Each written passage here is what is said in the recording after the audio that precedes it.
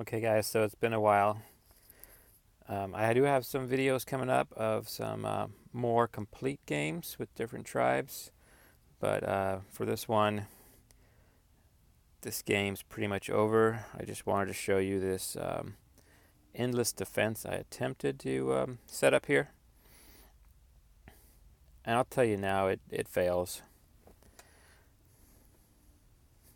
I mean,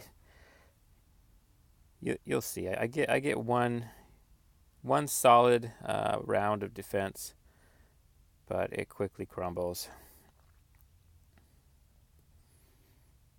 So, but what I will do here is I'll point out some of the defects, some of the things that prevented this defense from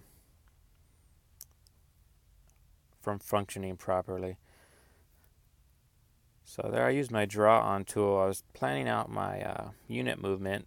Somehow the map moved, so you probably can't understand all those spaghetti marks.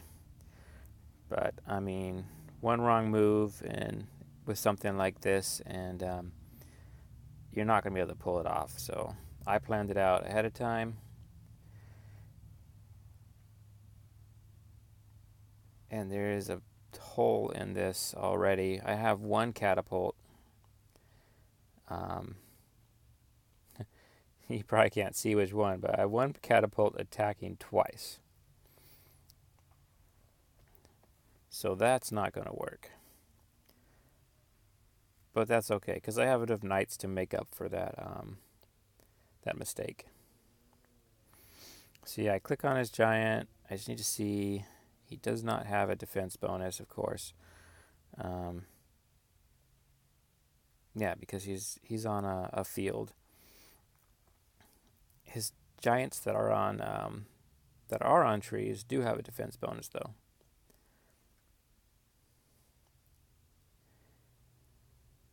So that's a big difference. It takes one extra catapult to kill a giant that does have a defense bonus. So although those trees are helping my defense, keeping units from like knights from running up and killing my catapults, they're also a negative thing when it comes to giants and defense bonuses. So yeah, I have two earlier videos titled Pros Defense. Both of them, I successfully executed a continuous defense or endless defense. Let's say endless defense. But those were both with Ellie Ryan using dragons and splash damage. And I'll tell you, this isn't the first time I've tried doing it with with a tribe that does not have dragons, but I have not yet successfully executed a defense using mainly just catapults and knights. That splash damage makes a big amount of difference. So so you have your pros defense with knights, catapults, and dragons. That works. Then you have your other tribe's defense, which only has catapults and knights. The jury's still out on whether that works. Um, so the fabled catapult knight endless defense. We'll just call it fabled for now. I'm sure, given the correct terrain and the correct border, village border size, it could be executed. I just haven't done it yet. But there's a third type of endless defense.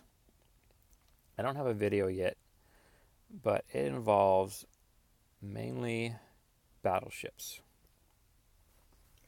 So yes, an endless battleship defense. You could throw a few catapults in there, but you wouldn't use knights. You could use dragons, but I know it works. I just don't have a video of it yet. So the endless battleship defense. I'll keep playing games. Hopefully I can find one where it's feasible. I'm not going to tell you the premise behind it because then people will be looking for it and it'll be harder to execute. Because like any of these endless defenses, it comes down to early game preparation. So if your opponent also prepares for it, you're not going to be able to pull it off. And the key is you need to know basically when the game is no longer winnable for you, and then hopefully you start building catapults early enough.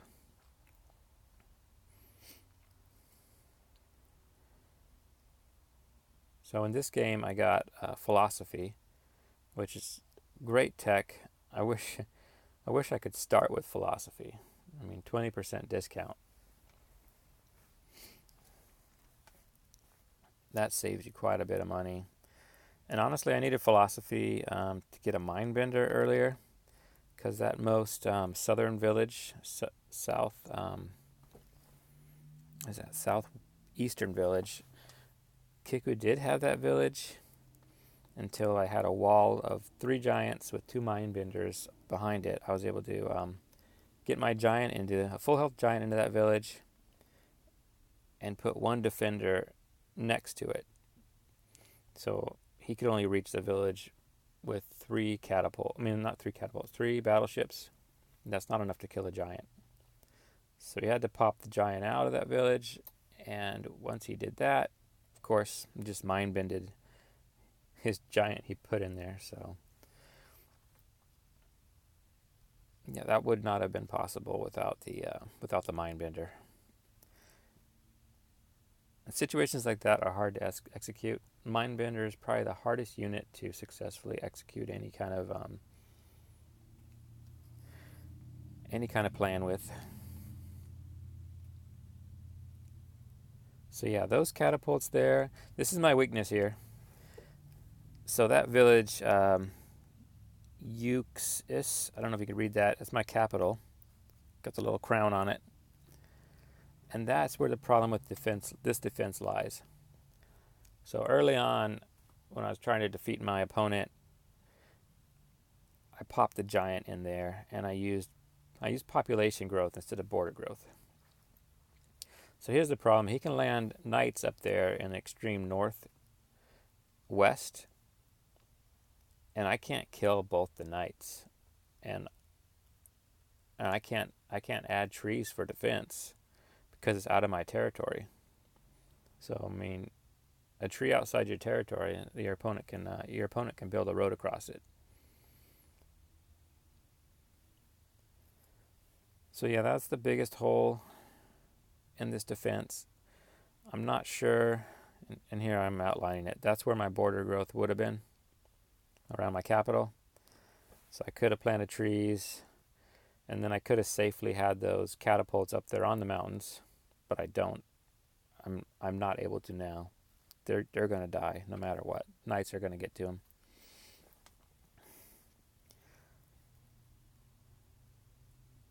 So yeah, I would have then planted trees there. Well, there's already a tree there.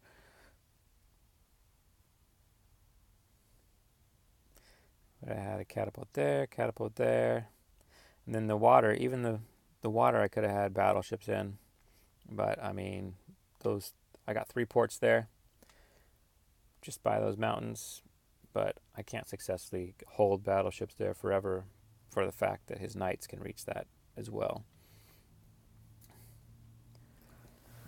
So yeah, I mean, early on, his score is almost, no, it's over double mine. So there it is. Almost successfully warded off that 1 attack there. Of course, he's still got some knights in there. So here's the follow-up video.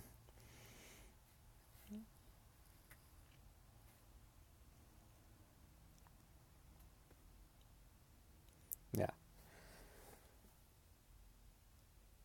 So this is pretty much where it's over. I mean, when it's over, I don't really have any defense against this.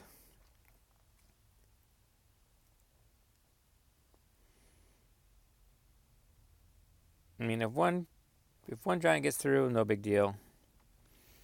I mean, those are what? Is that 5 full health giants?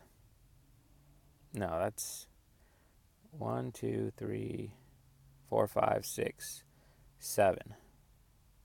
And then one up in my capital. He's got 8 full health giants. Honestly, guys. Oh, and there's another problem. That video there, I put a circle. That village there, I put a circle around. It doesn't have border growth either. So, honestly, with that many giants, I don't think I could have defended my southern villages either. I mean, I've never seen 8 giants before. I don't even think that with dragons. I don't even think with dragons I could have defended against that. That's just crazy. So that was Cookie. Cookie wins, obviously, and he deserves it. He dominated that game, and that was definitely, yeah. I mean, even with Pra's defense with dragons, that I don't think I could have defended against 8 giants. I mean, you don't expect the. I mean, late in the game, everyone's pretty much popped all the giants they could. They've been killed by opponents. I can't think of another game when someone has saved up 8 giants like that. So here's another one I want to show you. This one is versus Ian this time. I have a really solid wall here of trees and mountains, and even my opponent's territory there, where Luxador is taking that barter village. That's an unexpected wall, which I can still utilize, even if it's in my opponent's territory. Mountains, since you can never road across mountains. I'm just showing you here.